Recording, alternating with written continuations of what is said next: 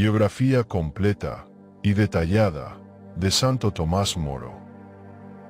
Santo Tomás Moro, Tomás More, es una de las figuras más fascinantes y complejas del Renacimiento europeo.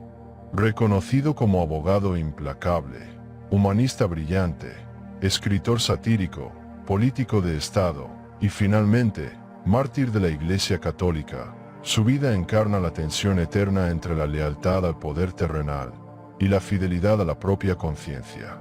A continuación, se detalla su biografía de forma exhaustiva, recorriendo los pasajes que lo llevaron de ser la mano derecha del rey Enrique VIII a terminar sus días en el patíbulo I. Primeros años y formación humana del año 1748 al año 1499.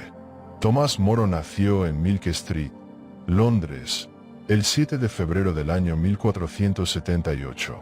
Fue el hijo de Sir John More, un exitoso abogado que posteriormente se convertiría en juez de la corte real, y de Agnes Granger. Crecer en un hogar de la emergente burguesía legal londinense le otorgó desde temprano una perspectiva pragmática sobre el derecho y las instituciones inglesas. A la edad de 12 años, su padre logró posicionarlo como paje en el Palacio de Lambeth bajo la tutela del cardenal John Morton, quien era además el arzobispo de Canterbury y Lord Canciller de Inglaterra. Morton, un hombre de gran agudeza política, detectó rápidamente el potencial del joven Tomás y predijo que aquel niño llegaría a ser un hombre extraordinario. En el año 1492, respaldado por Morton, Moro ingresó a la Universidad de Oxford, donde pasó 2 años perfeccionando su latín, estudiando griego y absorbiendo las corrientes del humanismo clásico.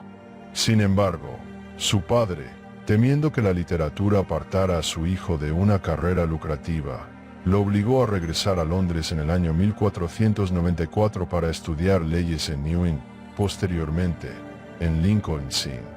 Para 1502, Moro ya ejercía formalmente como abogado. 2. El dilema de la vocación y el círculo humanista del año 1499 al año 1515.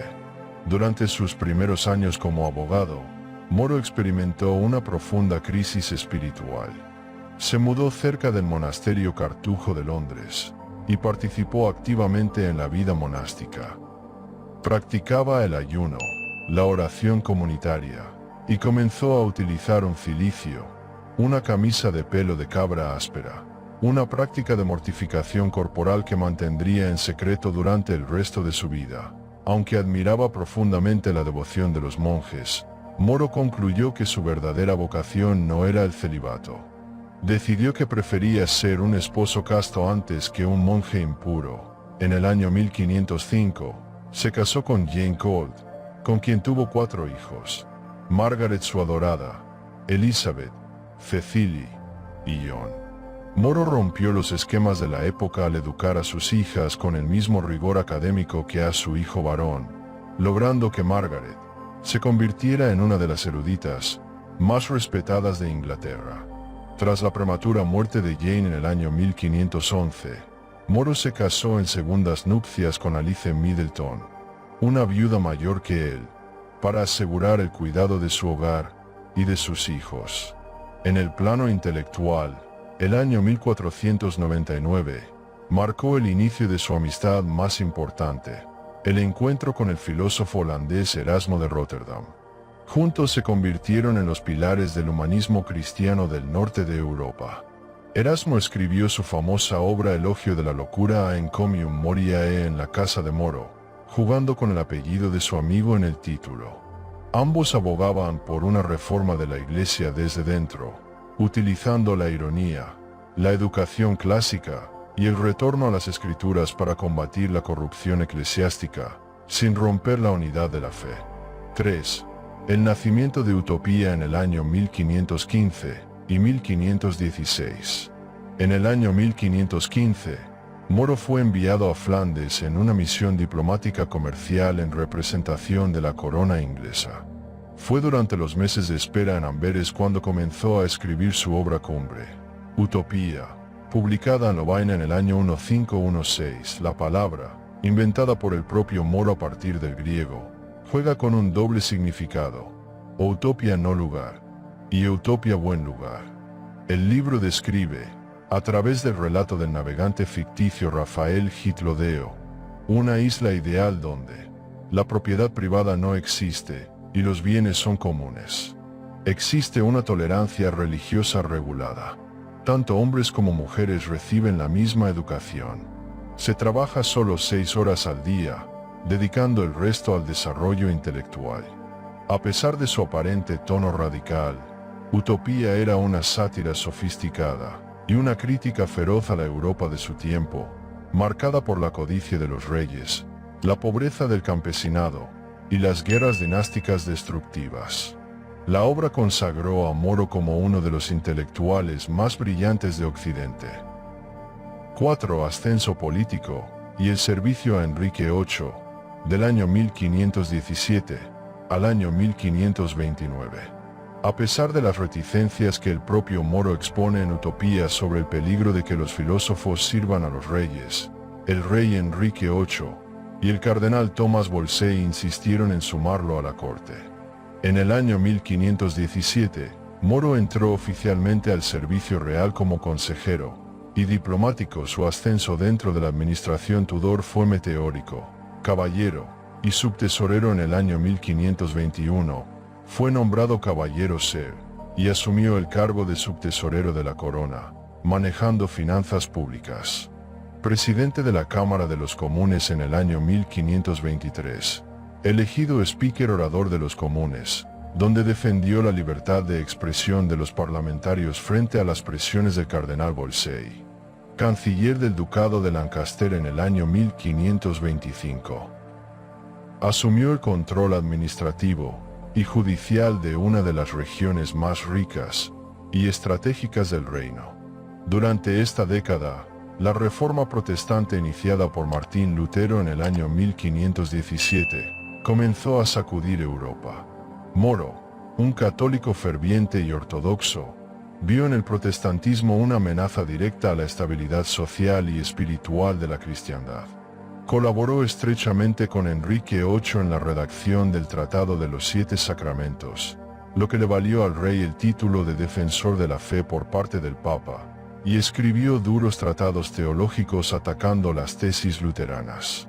Como magistrado, Moro persiguió la circulación de libros heréticos y autorizó la ejecución en la hoguera de varios reformadores radicales ingleses, un aspecto de su biografía que sigue siendo objeto de debate histórico. 5. El gran asunto del rey y la cumbre del poder del año 1529 al año 1532.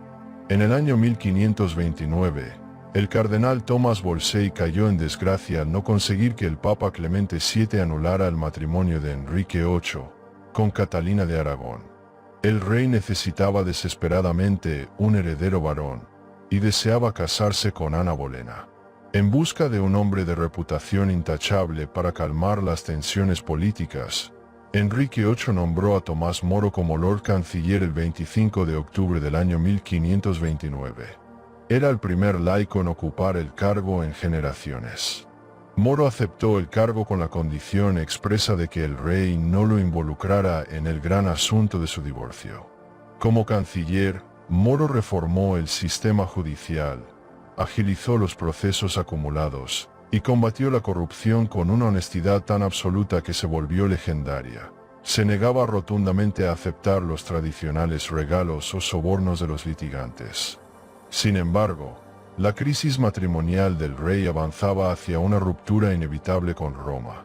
Enrique VIII, aconsejado por Thomas Cromwell, comenzó a presionar al clero inglés para que lo reconocieran como la máxima autoridad de la Iglesia en Inglaterra. Para Moro, la supremacía papal no era una simple cuestión administrativa, sino el vínculo teológico que garantizaba la unidad de la Iglesia universal por encima de los nacionalismos políticos. Al darse cuenta de que no podría detener el cisma sin violar su propia fe, Moro presentó su dimisión como Lord Canciller el 16 de mayo del año 1532, alegando problemas de salud. 6. El retiro forzado y la reclusión en la Torre del año 1532 al 1534 Tras renunciar, Moro se retiró a su casa en Chelsea. Perdió casi todos sus ingresos, y la familia pasó a vivir en una austeridad extrema. Moro intentó desaparecer de la vida pública, sabiendo que cualquier declaración suya en contra del rey sería catalogada como traición. El silencio de Moro, sin embargo, era ensordecedor.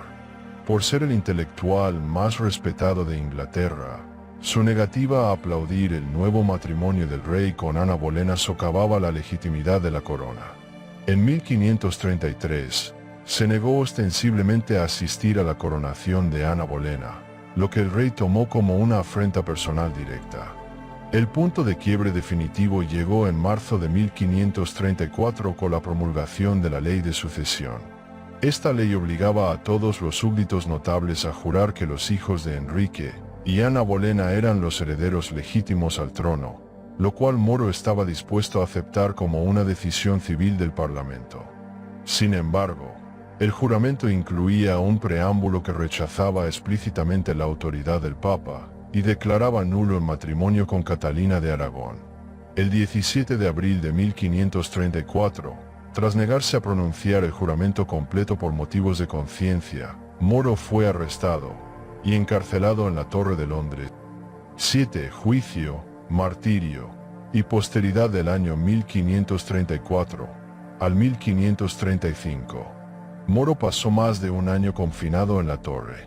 Durante este tiempo, privado gradualmente de libros y tinta, escribió de puño y letra algunas de sus obras devocionales más profundas, como un diálogo de la fortaleza contra la tribulación y la agonía de Cristo.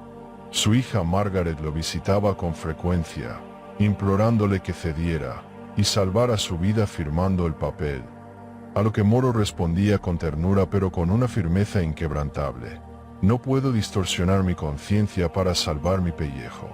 En noviembre del año 1534, el Parlamento aprobó la Ley de Supremacía, que declaraba formalmente al rey como la única cabeza suprema de la Iglesia de Inglaterra. Negar este título se convirtió en alta traición, un delito castigado con la muerte. El 1 de julio del año 1535, Moro fue llevado a juicio en Westminster Hall. Débil y envejecido por el cautiverio, se defendió utilizando toda su destreza legal. Argumentó que el silencio no constituía una negación de la ley, y que, civilmente, el que calla, otorga. No obstante, la corona presentó el testimonio falso de Richard Rich, un ambicioso funcionario que afirmó haber escuchado a Moro negar la autoridad del rey en una conversación privada en la torre. Basándose en este testimonio, el jurado tardó apenas 15 minutos en declararlo culpable. Solo tras escuchar el veredicto condenatorio, Moro habló abiertamente.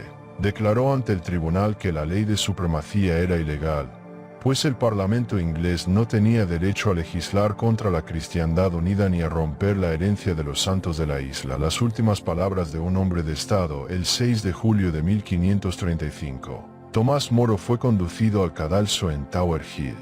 Manteniendo su característico sentido del humor hasta el último segundo, le pidió ayuda al oficial para subir las endebles escaleras de madera. Le ruego, señor teniente, que me ayude a subir. Para bajar, ya me las arreglaré solo. Antes de apoyar la cabeza en el bloque del verdugo, pidió a la multitud que rezara por el monarca, y pronunció la frase que definió su existencia: muero como el buen servidor del rey, pero primero de Dios. 8. Legado e impacto histórico. La ejecución de Tomás Moro causó una profunda conmoción en toda Europa. El propio emperador Carlos V declaró que habría preferido perder su mejor ciudad antes que a un consejero tan sabio. Con el paso de los siglos, la figura de Moro trascendió las fronteras de la fe católica. En el año 1935, exactamente 4 siglos después de su ejecución, el Papa Pío XI lo canonizó junto a su amigo, el obispo Juan Fischer. En el año 2000, el Papa Juan Pablo II lo declaró patrono de los gobernantes y políticos, destacando su ejemplo de integridad moral frente a las presiones del poder. En el ámbito secular, Su vida fue inmortalizada en la famosa obra de teatro y película Amant for all seasons, un hombre para la eternidad, donde se le retrata como el héroe definitivo de la conciencia individual frente a la tiranía estatal.